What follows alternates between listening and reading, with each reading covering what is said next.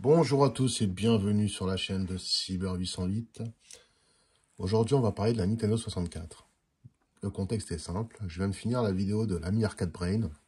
Il m'a donné envie. Il m'a donné envie de jouer à cette console que j'ai eue à l'époque. Et je passe une dédicace, allez voir sa chaîne. La vidéo est bien sympa. Et en plus, le jeu qu'il présente, personnellement, je le connaissais pas. Et il a l'air bien cool. Donc nous, on va se lancer un petit classique avec Mario. Et ça va me permettre de vous parler de la Nintendo 64, de la façon dont je l'ai découvert et comment je l'ai eu. Alors, le jeu se lance à la cool. On va peut-être baisser un petit peu le son.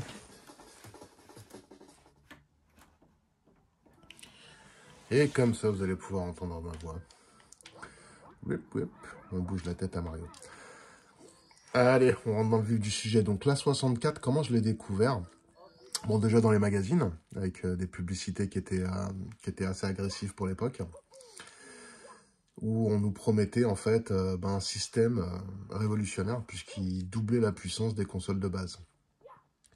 On verra plus tard que finalement c'était un peu une petite carotte.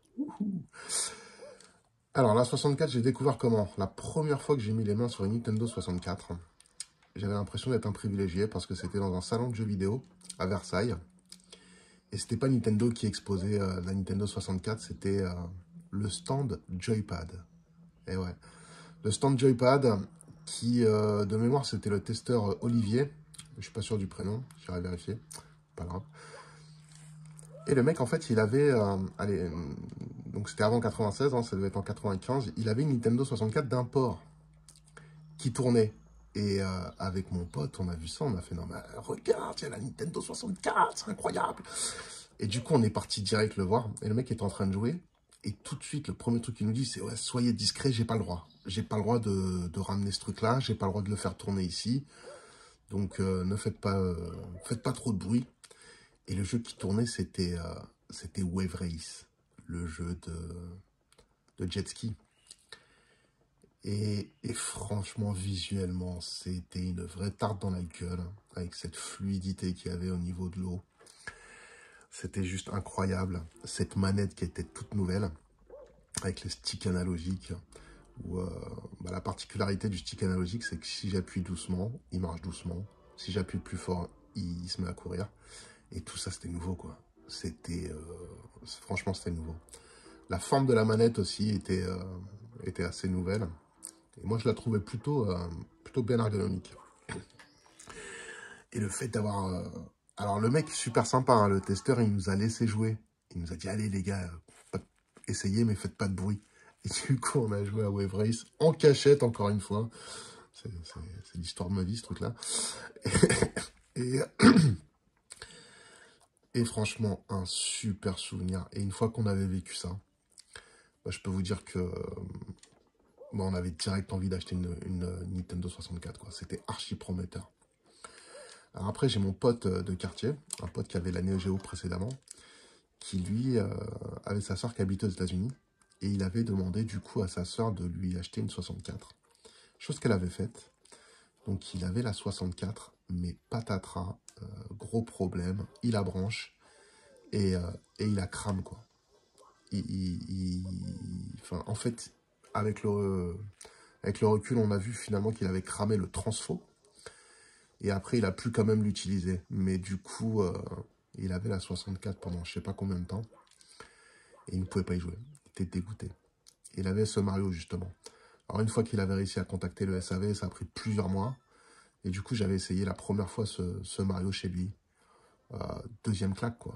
C'était incroyable, cette liberté. Le fait de pouvoir se mouvoir partout dans un Mario.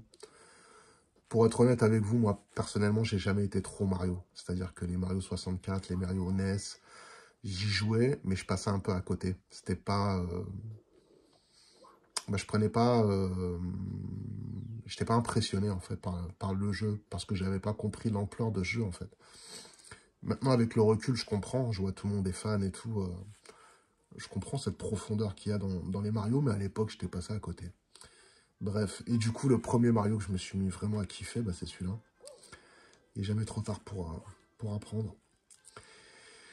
Alors, ça en fait des souvenirs avec la 64. Du coup, moi, franchement, honnêtement, j'étais hypé, quoi. Je me suis dit, attends, ça, c'est la console du futur. Nintendo, ils se foirent pas quand ils font un truc. Je m'en fous, j'achète une 64. Et du coup, comment j'ai fait pour acheter la 64? Parce qu'à l'époque, je commençais à être, entre guillemets, grand. J'avais 16 ans. Et qui dit 16 ans, dit l'âge où tu peux commencer à travailler. Et moi, j'ai toujours travaillé les étés, en fait, à partir de mes 16 ans. J'ai toujours bossé l'été pour me faire de l'argent de poche, pour m'acheter des trucs. Et en l'occurrence, ma première paye, ben, j'ai acheté une 64. Et je peux vous dire que c'était un taf qui était pas glorieux. Je ne veux pas faire pleurer dans les chaumières, hein, mais je remplaçais un mec qui, toute l'année, s'occupait de la pression des pneus. Enfin, en fait, c'était des préparateurs de voitures. Mais quand on dit préparateur de voitures, je parle pas de motorisation et de Formule 1. Hein. C'était des voitures Mazda qui étaient neuves. Et en fait, il fallait les préparer pour qu'elles soient mises à la vente. Et qui dit préparation, dit aussi vérification de la pression des pneus. Et du coup, il y avait un mec qui était préposé à ça. Et toute l'année, il gonflait des pneus. Ou les dégonflait. Et c'est ce que j'ai fait pendant un mois. Je vous assure. Pendant un mois, 8 heures par jour, quasiment. Et ben j'avais mon petit, je sais plus comment ça s'appelle là, mon petit truc à pression là, pit, pit. Et je gonflais, je dégonflais des pneus toute la journée. Baissé, debout, baissé, debout, à genoux, debout, toute la journée. Et je trouvais ça super dur, super fatigant et puis super chiant surtout quoi. Les heures, hein, au bout d'un moment, elles passent pas trop. Et je pensais à ce mec qui faisait ça toute l'année quoi. Et de là, c'est bien parce que c'est une expérience qui m'a permis de voir ce que je voulais pas faire.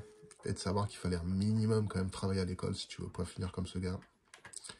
Qui était assez courageux, comme tous les darons hein, qui bossent, qui n'avaient pas des boulots faciles. Voilà, la réalité de la vie. Et du coup, après le petit quart d'heure Princesse Sarah, j'ai acheté ma 64. Et moi, je l'ai acheté avec Mario. Et aujourd'hui, c'est une console qui est pas mal décriée. Alors que, à l'époque, je vous jure, hein, que à sa sortie, pendant les premiers mois qu'on suivit, il y avait une hype. Il y avait un truc, quoi. Le jeu était bon. Le jeu était... Enfin, les jeux étaient reconnus comme des jeux de qualité. Notamment moi qui avais pris le Zelda, Ocarina of Time. J'avais adoré. J'avais tout simplement adoré. C'était énorme. Bah, en fait, on avait cette liberté qu'on pouvait retrouver, ce côté nouveau qu'on pouvait retrouver dans ce Mario. Mais avec un arc, avec un cheval, avec une aventure. Graphiquement, on pensait que c'était bien fait.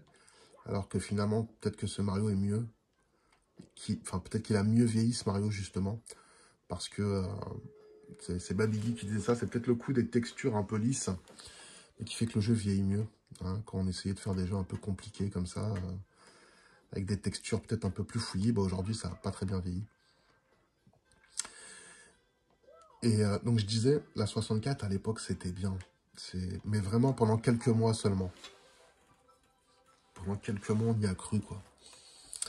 Et très vite, on s'est rendu compte que qu'il n'y avait pas de jeu, que ça sortait pas. Et que les jeux qui sortaient, graphiquement, il y avait une couille, quoi. C'est-à-dire que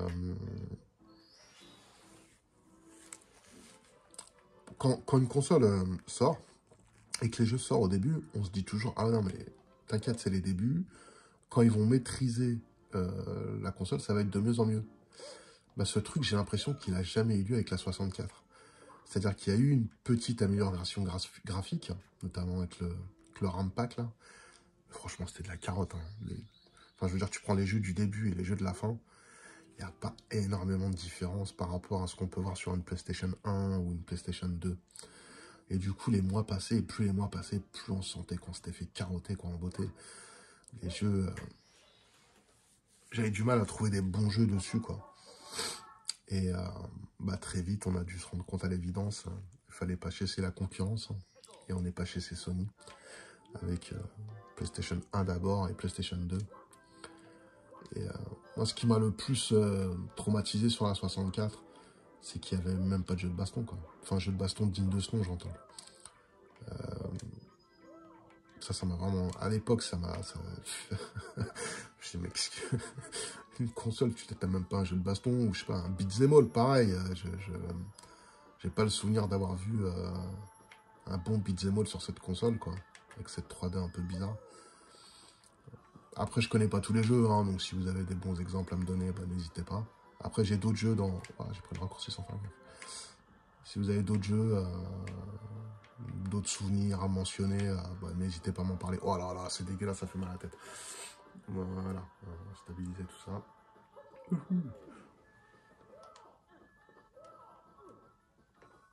Je suis... Toujours cette gestion de caméra un peu étrange. Ah oui, ça c'est l'arrivée de la course initiale. Ah, il va falloir faire preuve de skill là.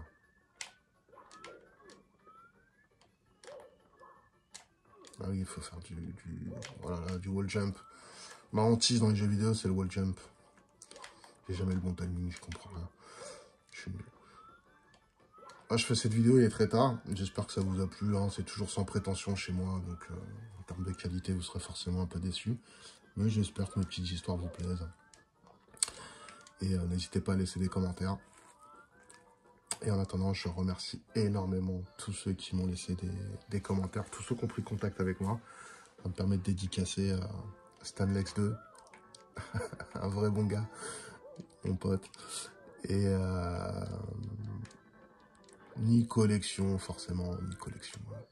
Ce vrai bonhomme.